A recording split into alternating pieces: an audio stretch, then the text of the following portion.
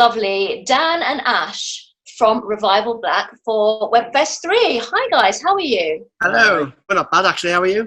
I'm fine, thanks. You're in a lovely place there. I mean, it looked like, from what I could see before, it looked like a conservatory. Is that your studio? Are you recording?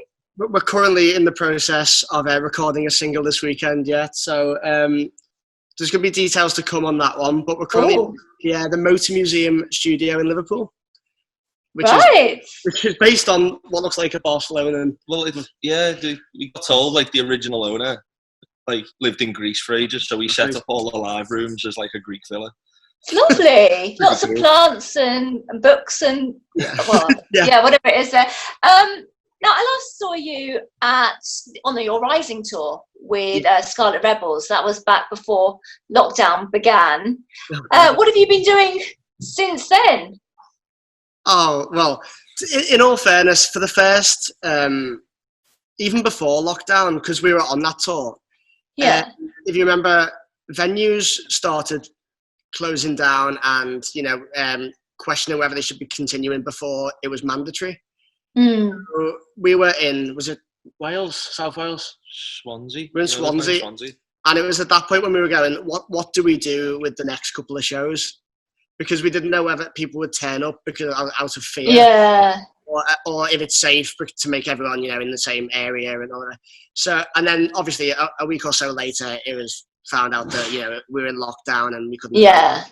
So it was a bit confusing for us because then our rehearsal room went into lockdown, so we couldn't even get in or even send out, because we store all our merchandise in there as well. So we couldn't get out, so everything just grinded to a halt. Yeah, it was a big pause button on the whole band front. But a few weeks ago, maybe a month or so ago, there was a rota system in place. We could finally go back into the rehearsal room, like one at a time, and luckily now we had enough time to start practicing again before we were in the studio, where we are now.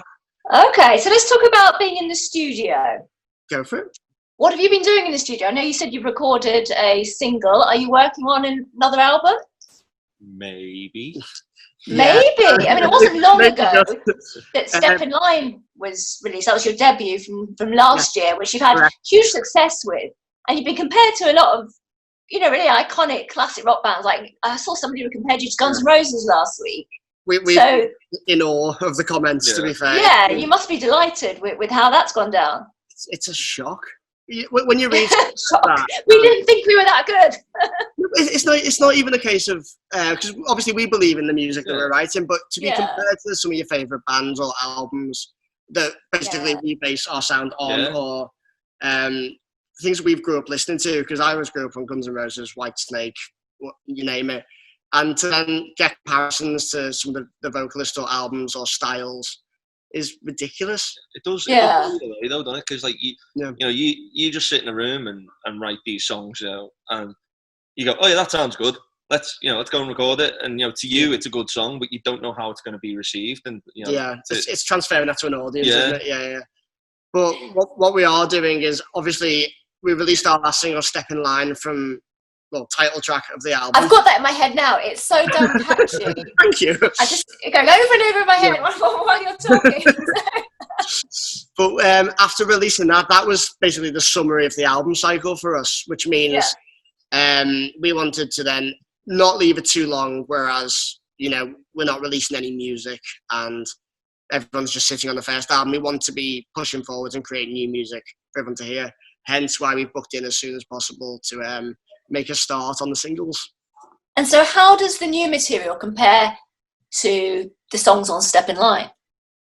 I'd say a bit more grown up in one way, because like with your first album, it tends to be songs you've had in your locker for years and years and years, because you've been writing since you're younger, and then you get into a band and you bring them through. Whereas this, it's a totally fresh set of songs, isn't it? And you go, right, well, we want to get another album out.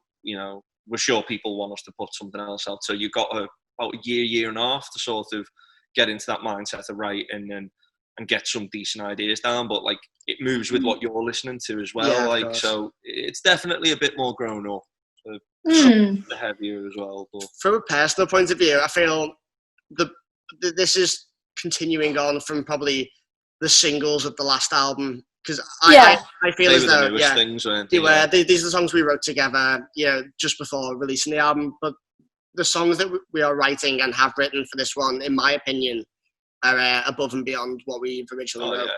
And I know every band will say that because it's a case of like, oh, this is our new stuff. But on a musical level, on an emotional level, on a few other things, it's a lot more mature. Yeah. But I feel like a lot. We've all improved as well as musicians, so that level to it. When can we expect to see this album released? The album is slightly up in the air due to just how long it will take to get us recorded, but you can expect a single pretty soon. Oh, okay. We are recording the video. Do you want to tell us the name of the single? I think we can, actually. Yeah. Of course you do. Yeah. Go on. Yeah, of course we can. Put it out. Yeah. This next single is going to be a song called Believe, which is a song that we played live on the last tour. So that's the reason we can disclose the name. So we might have heard it already. All right, I'll look out for that then. But go on. I was going to say that we were really proud of the song when we were playing the live set, and on the first 2 nights of the tour, we A and B'd 2 new songs, and this was the song that everyone latched onto, and I think this is the reason that we're going along with this one.